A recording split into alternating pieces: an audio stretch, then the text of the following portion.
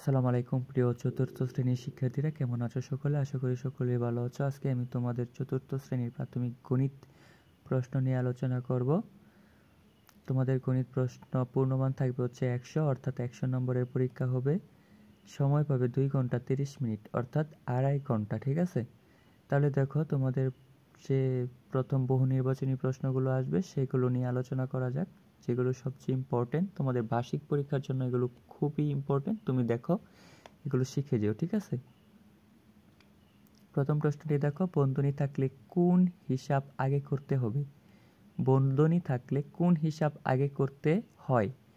বন্ধনীর বাইরের হিসাব, বন্ধনীর ভেতরের হিসাব, যোগের হিসাব, গুণের হিসাব। এটার উত্তর হচ্ছে খ নাম্বার। এটার উত্তর হচ্ছে খ। তারপরের প্রশ্ন হচ্ছে, একটি বাগানে নতুন করে 25টি গাছ লাগানোয় বাগানে মোট গাছের সংখ্যা 90টি হলো। পূর্বে বাগানে কতটি গাছ ছিল? যেহেতু পূর্বের কথা বলা হয়েছে সেক্ষেত্রে বিয়োগ হবে। ঠিক আছে, 90টিতে 25টি চলে গেলে হচ্ছে কত থাকবে? 20টি চলে গেলে হচ্ছে থাকবে 70, এবং আরো 5টি চলে গেলে 65। ঠিক আছে, এটার উত্তর হচ্ছে খ। তারপরে প্রশ্ন হচ্ছে, একটি সংখ্যা দেওয়া আছে, সংখ্যাটি কোন কোন সংখ্যা দ্বারা বিভাজ্য? যেহেতু 3 অঙ্কের সংখ্যা, এই সংখ্যাটি লাস্টে যদি জোড় থাকে তাহলে অবশ্যই 2 দ্বারা সংখ্যাটি বিভাজ্য, এবং 3টি সংখ্যার যোগফল 3 দ্বারা বিভাজ্য হলে ওই সংখ্যাটি 3 দ্বারাও বিভাজ্য। তাহলে এই 3টি সংখ্যার যোগফল যোগ করো, 4 আর 3 কত হয়? 7। 7 আর 5 কত হয়? 12। তাহলে 3 দ্বারা ভাগ যায় যেহেতু, তাহলে এই সংখ্যাটি 3 দ্বারা বিভাজ্য। তাহলে 3 নম্বর প্রশ্নের উত্তর হবে খ, এবং 2 এবং 3 উত্তর হবে খ। তারপরে প্রশ্ন হচ্ছে 25, 27 একটি প্যাটার্ন দেওয়া আছে, সংখ্যাগুলোর মধ্যে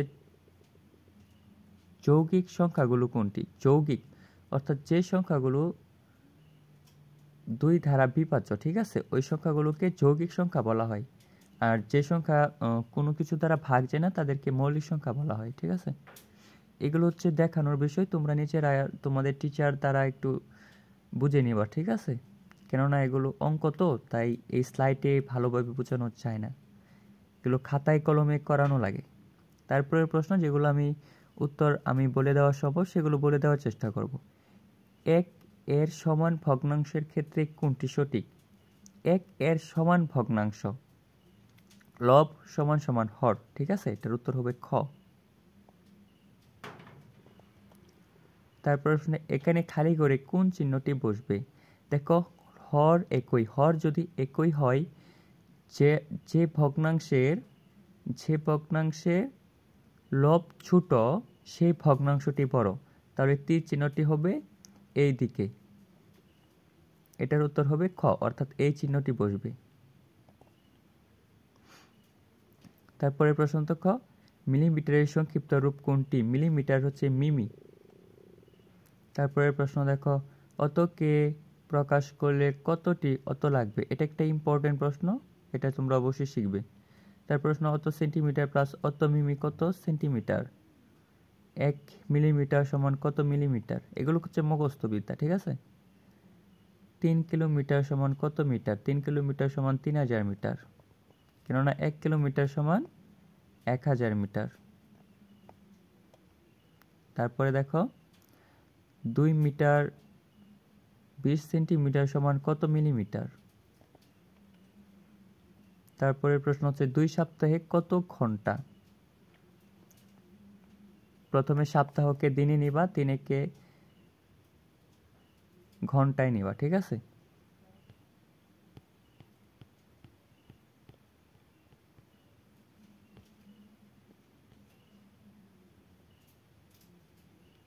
তারপরের প্রশ্ন দেখো,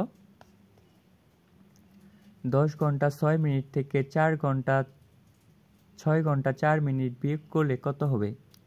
তারপরের প্রশ্ন যে, ট্যালি চিহ্নে কততম রেখাটি আড়াআড়ি টানা হয়?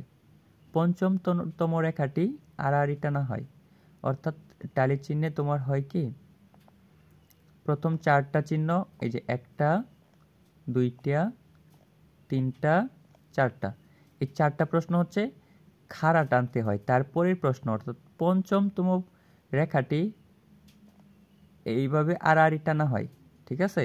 এখানে মোট কয়টি ট্যালি চিহ্ন? 5টি। এইভাবে আঁকা হয় আর কি।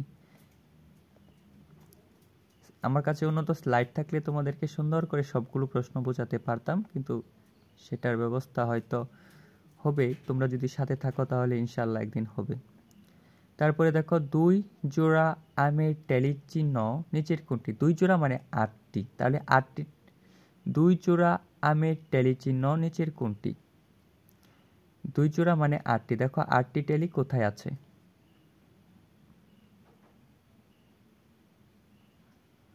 এখানে 2টি, এখানে 5টি, এখানে 10টি, এখানে 4টি, 8টি দেখা যায় কোথাও না। এই প্রশ্নটি ভুল করছে, সম্পূর্ণটা ভুল।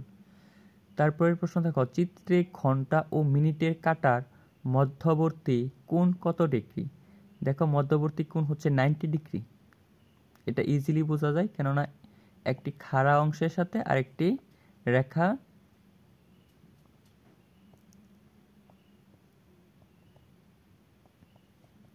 রেখার মিল, এজন্য এটা এমনিতেই বোঝা যায়, ঠিক আছে, 90 ডিগ্রি। তারপরে দেখো সূক্ষ্মকোণের পরিমাণ কত?